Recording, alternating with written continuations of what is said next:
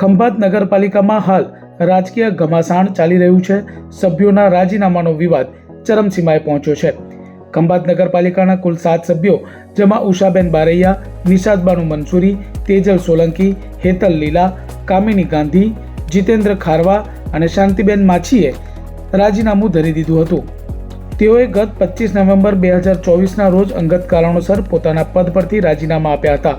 જોકે ત્યારબાદ રાજકીય સમીકરણો બદલાતા અથવા અન્ય દબાણને વશ થઈ આ સભ્યોએ 4 ડિસેમ્બર 2024ના રોજ એક લેખિત રજૂઆત કરી હતી કે તેઓ પોતાના રાજીનામા પરત ખેંચવા માંગે છે। આ બાબતે સભ્યોની દલીલ એવી હતી કે ગુજરાત નગરપાલિકા અધિનિયમ મુજબ 30 દિવસની અંદર રાજીનામું પરત ખેંચવાની જોગવાઈ છે, તેથી તેઓ હજુ પણ કાયદેસરના સભ્ય તરીકે કાર્યરત છે। જો કે મ્યુનિસિપલ કમિશનર દ્વારા કરવામાં આવેલી સુનાવણીમાં કાયદાકીય પાસાઓની ઊંડી તપાસ કરવામાં આવી હતી।